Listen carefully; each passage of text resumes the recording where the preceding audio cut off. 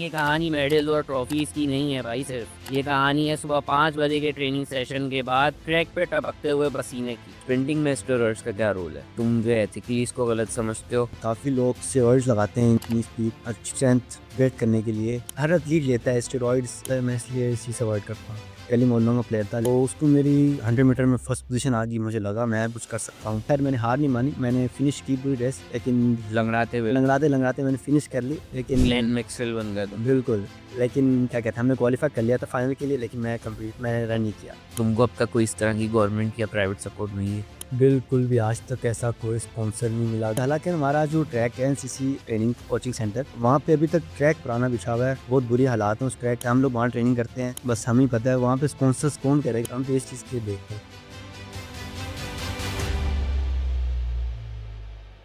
Hello and welcome to another very special episode. भाई आज हमारे साथ जो एथलीट मौजूद है, he is one of the finest sprinter of Pakistan. National level पे, यूनिवर्सिटी लेवल पे, प्रोविंशियल लेवल पे, हर जगह इन्होंने compete किया है। बेशुमार मेडल्स, बेशुमार ट्रॉफीज़। लेकिन ये कहानी मेडल और ट्रॉफीज़ की नहीं है भाई। सिर्फ ये कहानी है सुबह 5 बजे के ट्रेनिंग सेशन के बाद ट्रैक पे टपकते हुए पसीने की। और इस कहानी का मेन किरदार हमारे साथ मौजूद है। आए आपकी मुलाकात कराते हैं असद जब्बार से। अस्सलाम वालेकुम। वालेकुम सलाम। कैसे हो असद? अल्हम्दुलिल्लाह, आप सुनाएं। अल्लाह का शुक्र। भाई तुमने, जहाँ तक मैंने सुना है कि सबसे पहले फुटबॉलर तुम रहे हो। फुटबॉल से स्प्रिंटिंग की तरफ का जो ट्रांजिशन है, उसके बारे में बताओ। जी, मैं था फुटबॉलर। मैंने स्टार्ट किया था फुटबॉल 8 क्लास में। तो फुटबॉलर सही था, मैं नॉर्मल खेलता था उस वक्त अपनी गली मोहल्लों का प्लेयर था। लेकिन मैं जब कॉलेज में था, मैंने पार्टिसिपेट किया एथलेटिक्स इवेंट में। एक एनसीसी में था, तो speed Star Trek and field ने एक इवेंट करवाया था, ऑर्गेनाइज था। तो मैंने उसमें पार्टिसिपेट किया अंडर 17 कैटेगरी में। सही। तो उसको मेरी 100 मीटर में फर्स्ट पोजीशन आ गई। मुझे लगा मैं कुछ कर सकता हूँ, मैं अच्छा स्प्रिंटर हूँ। तो फिर मैंने अपने कॉलेज ख़त्म होने के बाद, फिनिश होने के बाद, मैंने क्लब ज्वाइन किया speed Star Trek and field. सही। उसके बाद मैंने वहाँ ट्रेनिंग करना स्टार्ट की। अपने कोचेस ने मेरी काफ़ी मेहनत की, काफ़ी हार्ड वर्किंग की, मेरे ऊपर बहुत सपोर्ट किया, बहुत मेहनत की उन्होंने। अच्छे कोच मिले।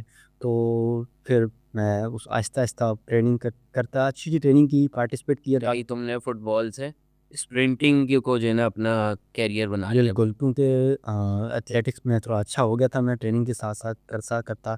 तो फिर ट्रेनिंग में आहिस्ता आहिस्ता मैं आगे मूव। कौन सा, which sport is the tough है? ये आपका जो फुटबॉल है या फिर आपका जो रनिंग है, इनमें से कौन सा टफ लगता है तुमको ज़्यादा? टफ़ तो मेरे ख़्याल से हर कोई होता है, उसमें आपकी मेहनत होती है। आप जिसमें ज़्यादा मेहनत करोगे वो आपको ईज़ी लगेगा, जिसमें आप मेहनत नहीं करोगे वो आपको टफ़ लगेगा। अच्छा, मेरा जो मानना ये है कि मतलब फुटबॉल जैसे वो ज़्यादा टफ है, क्योंकि स्प्रिंटिंग के अंदर आप एक कांस्टेंट पेस के साथ भाग रहे हो और आपने सिर्फ पुश ही करना है। फुटबॉल के अंदर पुश करते करते आपने पुल करना है, फिर पुश करना है। तो वो थोड़ा सा स्टेमिना वाइज भी ज़्यादा जो है ना, मेरे ख्याल में डिमांड करता है, आपको फिजिकली ज़्यादा डिमांडिंग है फुटबॉल। क्या कहते हो इस बारे में? जी, बिल्कुल कह सकते हैं। लेकिन मेरा मानना ये है, जब स्प्रिंटर ज़ाहिर है जो स्पोर्ट्समैन जिस स्पोर्ट्स में होगा वो उसको उसी की गहराई तक बातें करेगा, उसी की बातें बताएगा, क्योंकि उसमें उसका एक्सपीरियंस होता है, ज़ाहिर-सी बात है। मैं एथलीट हूँ, मुझे पता है कि एथलेटिक्स में किस तरह हम मेहनत करते हैं, किस तरह ट्रेनिंग करते हैं। सही। हम ट्रेनिंग के दरमियान वॉमिटिंग करते हैं, कितनी बुरी हालत होती है, ये सिर्फ़ हम ही जान सकते हैं, ना कि नॉर्मल आदमी। तो इसलिए मेरी नज़र में एथलेटिक्स वो ज़्यादा मुश्किल है। ज़्यादा मुश्किल है। अच्छा, ये तुमने जो है इतनी यंग एज के अंदर, ऑल पाकिस्तान तुम्हारा 6th रैंक है, सही है? तो इसको कितनी बड़ी तुम अचीवमेंट मानते हो? मैं ये समझता हूँ ये मेरा अभी स्टार्टिंग पॉइंट है, क्योंकि अभी तो और बहुत अचीवमेंट्स गेन करनी है, मैंने बहुत अचीवमेंट्स हासिल करनी है। ये भी बिल्कुल एक स्टार्टिंग स्टेप है, एक सीढ़ी का फर्स्ट स्टेप है। सही। तो इंशाल्लाह आगे बहुत चीज़ें अचीव करनी। अच्छा, यानी है तुम्हारे गोल्स अभी बहुत हाई है। उस रेस के बारे में ज़रा बताओ। तुम मुल्तान के अंदर जो है वो तुम्हारा इंजरी हो गई थी, एक तुमको हैमस्ट्रिंग इंजरी हुई थी, तो उसके बारे में बताओ कि क्या सीन हुआ था वो? बिल्कुल, मैं वहाँ पे दरअसल थी सर्दी थोड़ी ज़्यादा थी। हम लोग कराची वाले हैं, कराची में इतनी सर्दी नहीं होती, तो ज़्यादा सर्दी में थोड़ा-सा हम आउट ऑफ अपनी परफॉर्मेंस हो जाते हैं, थोड़ी-सी कंडीशन आउट हो जाती है। तो ख़ैर वहाँ पे सर्दी ज़्यादा थी और मॉर्निंग इवेंट था, अर्ली मॉर्निंग में। तो 4 बाय 100 मीटर रिले थी। अच्छा, रिले रेस। रिले रेस थी, मैं फिनिशर था। तो मैं फिनिश कर तो उस दिन मेरी कंडीशन थोड़ी-सी आउट थी, मैं बॉडी थोड़ी स्टक हुई हुई थी। सही से स्ट्रेचिंग भी और वार्म अप भी सही से मैंने नहीं किया था और उसके बाद मैं रिले रेस फिनिश कर रहा था। मेरे आगे एक आर्मी का एथलीट था, एक एयर फोर्स का और एक एचईसी के एथलीट। एयर फोर्स वाले को सारे काबिल लोग। सारे काबिल लोग थे और हम क्वालिफाइंग रेस थी। हम 4th पोज़ीशन पे सिंध वाले। मैंने सिंध को रिप्रेज़ेंट किया था। हम 4th पोज़ीशन पे थे। मैंने एयर फोर्स वाले को पकड़ने की कोशिश की लेकिन बिल-आखिर मेरा हैमस्ट्रिंग खिंच गया, मसल स्ट्रेन हो गया। तो ख़ैर 70-80 मीटर में मेरा मसल स्ट्रेन हो गया था। तो ख़ैर मैंने हार नहीं मानी, मैंने फिनिश की पूरी रेस लेकिन लंगड़ाते हुए लंगड़ाते-लंगड़ाते मैंने फिनिश कर ली लेकिन ग्लेन मैक्सवेल बन गए तुम। बिल्कुल, लेकिन क्या कहते हैं हमने क्वालीफाई कर लिया था फाइनल के लिए लेकिन मैंने रन नहीं किया। क्वालीफाई करा दिया है। क्वालीफाई मैंने टीम को करवा दिया था लेकिन मैं रन नहीं कर पाया। अच्छा, एक सीरियस सवाल ये है कि मतलब अभी आजकल मैं हूँ क्रिकेट फ़ैन भाई। आजकल जो क्रिकेट के हालात हैं ना, उससे मैं इतना डिप्रेस हुआ हूँ, मुझे कुछ अच्छा नहीं लग रहा है। सही है, तो एज़ अ फ़ैन जब आप हार को डाइजेस्ट नहीं कर पा रहे होते हो, तो एज़ एन एथलीट जो इतना बड़ा सेटबैक हो जाए, तो उससे कैसे रिकवर करता है इंसान? क्या या मेंटल जो है ना टफ़ ट्रेनिंग होती है आपकी, कितने टफ़ होना पड़ता है ऐसी चीज़ों से उभरने के लिए? बिल्कुल, बंदा 1-2 हफ्ते तक तो सदमे में चला जाता है, बुरी हालत हो जाती है, बंदा फिर जो तो कमज़ोर दिल के मालिक होते हैं वो तो आधा रिवर्स कर लेते हैं। जो तो होते हैं मज़बूत दिल के जिगरे वाले होते हैं, वो फिर अपनी हार्ड वर्किंग स्टार्ट करते हैं और उनका अगर सपोर्ट मिलता हो, सपोर्ट उनको हो कहीं न कहीं से, कोई देता हो, वो चीज़ ख़ास तौर पे, तो वो कुछ ना कुछ कर जाते हैं फिर बाद में अपनी ट्रेनिंग हार्ड करके कुछ ना कुछ करके अचीव कर लेते हैं वो लोग। सही। तो तुम यानी कि रिकवर हो गए हो उससे कब की? जी, मैं अल्हम्दुलिल्लाह अभी तो 80% 80 टू 90% रिकवर हो गया हूँ, लेकिन अभी मैं इंशाल्लाह तैयार हूँ कोई नेक्स्ट इवेंट आने के लिए नेक्स्ट इवेंट आएगा, उसके लिए मैं तैयार हूँ। ये अच्छा, मेरे ज़हन में एक बात आ रही थी कि जैसे क्रिकेटर्स हैं, फुटबॉलर्स हैं, उनकी हैमस्ट्रिंग वगैरह की इंजरी होती भी है, तो इतना बड़ा टाइम पीरियड लगता नहीं है रिकवर होने में। 2-3 दिन बाद भी अगर मैच हो तो वो कुछ ना कुछ करके वो रिकवर कर जाते हैं। तुमको इतना टाइम क्यों लगा रिकवर होने में? 2025 में तुम्हारी ये इंजरी हुई थी। देखिए, आप क्रिकेट और एथलेटिक्स दोनों को मर्ज करने की बात कर रहे हैं, सही है? क्रिकेट और एथलेटिक्स में बहुत ज़्यादा फ़र्क है। एथलेटिक्स तो मेरे ख़्याल से किसी को पता भी नहीं होगा कि एथलेटिक्स नाम की कोई गेम है, कोई इवेंट है, हाँ, यहाँ पे होता है। फॉलो नहीं करते हैं लोग। तो पाकिस्तान की जो नेशनल गेम है वो हॉकी है, लेकिन उसका भी लोगों को इल्म नहीं है, उसकी भी कोई सपोर्ट नहीं है, कोई स्पॉन्सर्स नहीं है उसके भी। तो क्रिकेट के स्पॉन्सर्स ओनर्स बहुत ज़्यादा होते हैं, तो इसलिए उनको अंडर 19 भी कोई प्लेयर होता है, तो उनके स्पॉन्सर्स इतने होते हैं, तो वो हर चीज़ आराम से अपना सेट हो जाते हैं, उनका एक करियर बन जाता है। तो उनके स्पोर्ट्स स्पॉन्सर्स इतने होते हैं प्रोफ़ेशनल उनको हेल्प मिलती है रिकवर होने में, तुमको नहीं मिल पाई, ये वजह है क्या? बिल्कुल, बिल्कुल ऐसा ही है। मैं अपनी ओन भी कर रहा हूँ, जो भी कर रहा हूँ या मुझे कोच सपोर्ट कर रहे हैं या फैमिली सपोर्ट कर रही है, इस मामले में रिकवर होने में, तो इसलिए टाइम पीरियड थोड़ा-सा लग सही, सही, सही। अच्छा, क्या डार्क साइड्स क्या हैं इसके? मतलब हम लोग जैसे तुम्हारे जो है ना अचीवमेंट्स देख रहे हैं, मेडल्स देख रहे हैं, लेकिन एक रनर का, एक स्प्रिंटर का जो है सुबह से लेकर रात तक का क्या रूटीन होता है? तुमको डिसिप्लिन के किस तरह से तुम रखते हो अपनी ज़िंदगी? डाइट, खाना-पीना और वर्कलोड वगैरह, फैमिली लाइफ़, ये सारी चीज़ें किस तरह से मैनेज करते हो? क्या रूटीन होता है एक स्प्रिंटर का सुबह से रात तक? जी, बिल्कुल मैं जॉब भी करता हूँ साथ-साथ स्प्रिंट भी करता हूँ, साथ-साथ ट्रेनिंग भी और साथ-साथ अपनी डाइट मैनेज करता हूँ, हर चीज़ एक साथ लेके चलता हूँ मैं। सही। मैं करता हूँ नाइट जॉब 9 टू 6 होती है मेरी वो सुबह तक जॉब करते हो? बिल्कुल, तो उसके बाद मैं आता हूँ, सोता हूँ, रेस्ट लेता हूँ प्रॉपर तरीके से, फिर अपना ब्रेकफ़ास्ट करता हूँ। क्या खाते हो? मैं नॉर्मल देसी चीज़ें जो होती हैं घर की पराठा, अंडा, तो इस तरह की देसी चीज़ें खा ली और उसके बाद उठ के फिर ट्रेनिंग के लिए रेडी हो गए हम, शाम में ट्रेनिंग के लिए चले गए 7 से 5 उसके बाद सॉरी 5 से 7 सही। तो उसके बाद हम आए अपनी डाइट वाइट हल्की-फुल्की चीज़ें खा ली थी। क्या है? मैं लस्सी पी लेता हूँ या सही। उबले अंडे खा लेता हूँ, तो बस इस तरह की डाइट ली और लंच पैक करवा लिया फिर ऑफ़िस का टाइम होता है वापस से, तो ऑफ़िस के लिए रेडी हो गए फिर वहाँ जाके अपना यानी कि रात से सुबह तक ऑफ़िस, फिर नींद, उसके बाद आपका बिल्कुल, खाना-पीना, तो फिर ट्रेनिंग, फिर दोबारा ऑफ़िस। बिल्कुल ऐसे। तो ये एक सर्किल में लाइफ़ चल रही है इस तरह से। बाकी वीकेंड्स मुझे मुझे मिलता है अपनी फ्रेंड सर्कल से मिलने-जुलने का, उनके साथ बैठने का, तो थोड़ा सुकून लेकिन मिलता अब है। जिस तरह से ये तुमने बताया कि भाई अंडा खा रहा है एक बंदा और इस तरह से डाइट ले रहा है, अपनी नेचुरल फूड खा रहा है, ये मुश्किल काम होता है। अपनी। बिल्कुल दिल तो करता है बंदा फास्ट फूड खाए, ऐसी चीज़ें खाए, देख के ज़ाहिर है हर किसी का दिल अब करता तुम है। इस तरह से ये कर रहे हो, पूरे डिसिप्लिन में चल रहे हो, लेकिन ये मैंने सुना है कि भाई कोई स्टेरॉइड्स वगैरह का भी सीन होता है इस स्पोर्ट्स के अंदर भी, क्योंकि बॉडी बिल्डिंग में देखा है मैंने कि मतलब स्टेरॉइड्स वेरी कॉमन, कि मतलब हर कोई जो है ले रहा होता है वो, और एक अनह्यूमन जो है अपना स्ट्रक्चर दिखाने के लिए इस तरह कर रहा होता है। इसमें स्प्रिंटिंग में स्टेरॉइड्स का क्या रोल है? जी, इसका रोल बहुत बड़ा है क्योंकि काफ़ी लोग स्टेरॉइड्स लगाते हैं, इंजेक्शन लगाते हैं अपनी स्पीड स्ट्रेंथ वेट करने के लिए। सही सही। क्योंकि मेरा पर्सनल बेस्ट टाइम अभी तक जो था इंजीज से पहले 10:80 100 मीटर का, वो मैंने विदाउट स्टेरॉइड विदाउट इंजेक्शन कितने सेकंड? 10:80 100 मीटर का मेरा राइट। पर्सनल बेस्ट टाइम था। तो मैंने ये किसी चीज़ के बगैर हर चीज़ के बगैर मतलब किया। सही। कोई यकीन नहीं करता कि टाइम इस इन चीज़ों के बगैर भी होता है। क्योंकि बंदा हर एथलीट लेता है स्टेरॉइड्स, इंजेक्शन वगैरह, अपनी डाइट, इस तरह की न्यूट्रिशन जो होती हैं, ये हर से एथलीट लेता है। लेकिन ये 3-4 इवेंट के कुछ मंथ्स पहले, कि 4-5 मंथ्स पहले आप कह लो, वो लेता है। उसके बाद थोड़ा स्टॉप कर जाता है ताकि कोई नज़र में ना आ जाए, कोई सही सही। टेस्ट में पॉजिटिव ना आ जाए। सही। तो हर कोई लेता है लेकिन मैंने आज तक नहीं लिए, और मेरे ख़्याल से इसका नुकसान भी है, फ़ायदा भी है, लेकिन मैंने आज तक नहीं लिए और ना मैंने लेने हैं। अगर हम बॉडी बिल्डिंग में स्टेरॉइड्स की बात करें तो उससे मसल्स रिटेंशन होती है और ये सब होता है। इसके अंदर जो है क्या इम्पैक्ट पड़ता है? इसमें क्या परफॉर्मेंस कैसे बूस्ट होती है इससे? स्टीरॉइड्स का बंदे पे ऐसा होता है कि बंदा एक चीता बन जाता है, मतलब अच्छा जानदार आदमी बन जाता है। स्टीरॉइड्स के बाद उसको नज़र नहीं आता और ज़मीन फाड़ देता है वो। अच्छा गोली की तरह मिल्खा सिंह मिल्खा सिंह क्या, मतलब कुछ भी कर सकता है, वर्ल्ड रिकॉर्ड ब्रेक कर सकता है अगर वो इस प्रॉपर स्टेरॉइड्स ले तो। तो इसलिए पाकिस्तान के कुछ एथलीट्स बाहर भी नहीं जा सकते, नहीं पकड़े जाएंगे वरना। क्योंकि मैंने काफ़ी देखे हैं जो नेशनल गेम्स में टॉप पर आए हैं और बाहर नहीं गए। सही रूल तो यही होता है कि जो नेशनल्स पे टॉप फर्स्ट सेकंड वाले होते हैं, वो आउट ऑफ कंट्री इवेंट्स खेले जाते हैं इंटरनेशनल लेवल। अच्छा अच्छा, सही। लेकिन इस तरह मैंने काफ़ी लोग देखे हैं वो इंटरनेशनल लेवल पे नहीं गए, जान के नहीं गए। जान के नहीं गए, ज़ाहिर है क्योंकि कंट्री बैन हो जाती है इससे, तो ये रीज़न है।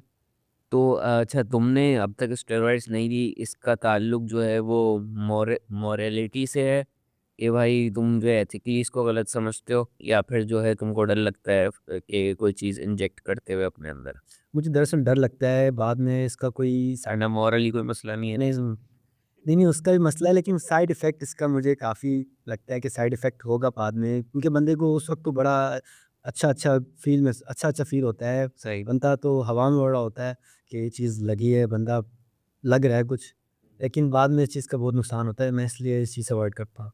अच्छा, गवर्नमेंट की कोई है सपोर्ट, कोई प्राइवेट सपोर्ट, गवर्नमेंट की सपोर्ट, कोई भी किसी भी तरह के तुमको अभी तक कोई सपोर्ट हुई है चीज़ों के अंदर? क्योंकि बॉक्सर्स हो गए, इनको जो है स्पॉन्सरशिप्स मिल रही होती है, इनको इनकी डाइट वगैरह लोग जो है ना वो स्पॉन्सर कर रहे होते हैं, प्राइवेट जो है कंपनीज हो गई या कोई ब्रांड हो गया, तो तुमको अब तक कोई इस तरह की गवर्नमेंट या प्राइवेट सपोर्ट नहीं है? बिल्कुल भी आज तक ऐसा कोई स्पॉन्सर नहीं मिला गवर्नमेंट की तरफ से।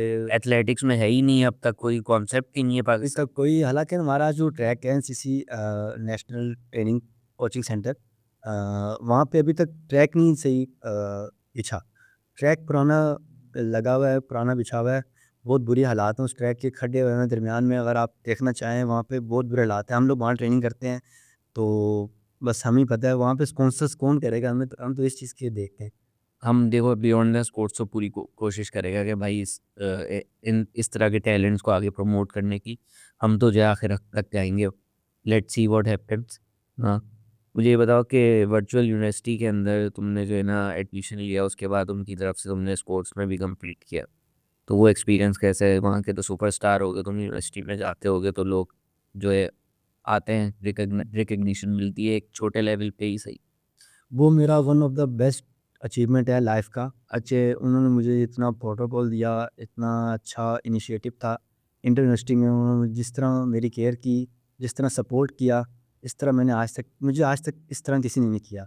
और इसकी बैकग्राउंड पे मेरी कोचेज़ की मेहनत थी, मेरी हार्ड वर्किंग थी कोचेज़, मेरी मैम रोमा अल्ताफ़ और सर वली मेरे कोच है speed Star Trek and field के, तो इनकी हार्ड वर्किंग थी सारी। तो मेरी कोच, बाकी यूनिवर्सिटी ने इतना सपोर्ट किया मैं बता नहीं सकता।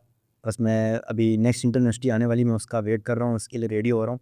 तो इंशाल्लाह लास्ट टाइम मेरा ब्रॉन्ज मेडल था, इस बार मैंने इंशाल्लाह गोल्ड लेना है इंशाल्लाह। और रिकॉर्ड बनाना है इंशाल्लाह।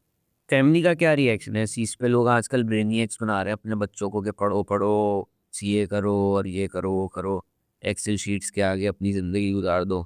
तो तुम्हारा किस तरह का फैमिली का रिस्पॉन्स है कि भाई लड़के ने स्पोर्ट्स को परस्यू किया एज अ कैरियर?